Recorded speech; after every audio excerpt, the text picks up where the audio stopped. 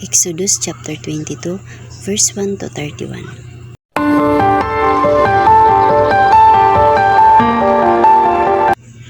Kung ang isang lalaki ay magnakaw ng isang baka o ng isang tupa at patayin o ipagbili, ay kanyang pagbabayaran ng 5 baka ang isang baka at ng 4 na tupa ang isang tupa.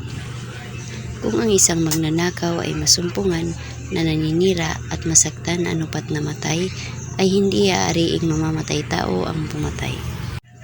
Kung sikatan siya ng araw, ay aariin siyang mamamatay tao.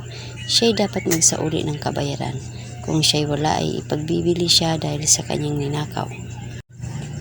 Kung ang ninakaw ay masumpong ang buhay sa kanyang kamay, maging baka o asno o tupa, ay magbabayad siya ng ibayo. Kung ang sinuman ay magpastol sa isang bukid o sa isang ubasan at pawalan ang kanyang hayop at pastulin sa bukid ng iba, sa pinakamainam sa kanyang sariling parang at sa pinakainam sa kanyang sariling ubasan, ay sasaulian niya. Kung may maningas na apoy at magtangay ng mga tinik na anupat ang mga mandala o ang mga uhay o ang bukid ay masunog, ay tunay na magbabayad yaong napaningas na apoy.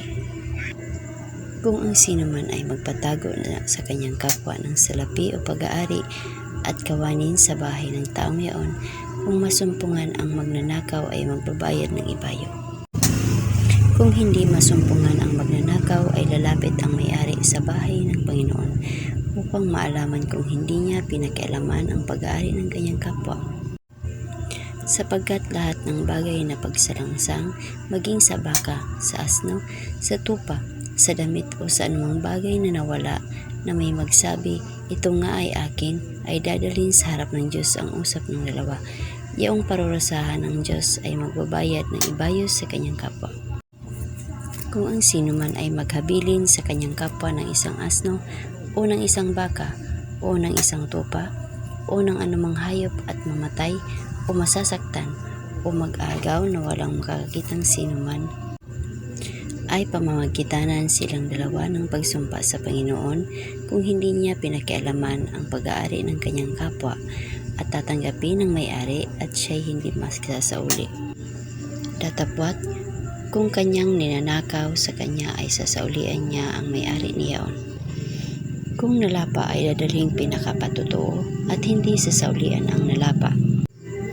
At kung ang sinuman ay humiram ng anuman sa kanyang kapwa at masaktan o mamatay na hindi kaharap ang may-ari, ay walang pagsala na siyang magsasauli. Kung ang may-ari niyaon ay kaharap, ay hindi niya sasaulian kung ang isang bagay na pinauupahan ay ihuhulog sa kanyang kaupahan. At kung dayain ng isang lalaki ang isang dalaga na hindi pa niya nagiging asawa at kanyang sipingan, ay tunay na kanyang ipagbabayad ng bigay kaya upang maging asawa niya. Kung itangging mainam ng kanyang ama na ibigay sa kanya, ay magbabayad siya ng salapi ayon sa bigay kaya sa mga dalaga. Huwag mong babatahing mabuhay ang isang babaeng manggagaway. Sino mang makiapid sa isang hayop ay papatayin walang pagsala. Yaong maghain sa anumang Diyos, maliban sa Panginoon lamang, ay lubos na papatayin. At ang taga-ibang lupa ay huwag mong aapihin o pipighatiin man, sapagkat kayo naging taga-ibang lupa sa lupain ng Egypto. Huwag mong papagdalamhatiin ang sinumang babaeng bao o ulila. Kung iyong dalamhatiin sila sa anumang paraan at sila'y dumaing sa akin, ay walang pagsala na aking didinggin ang kanilang daing, at ang aking pag-iinit ay mag-aalab, at aking papatayin kayo ng tabak, at ang iyong mga asawa ay magiging mga bao, at ang iyong mga anak ay mga ulila.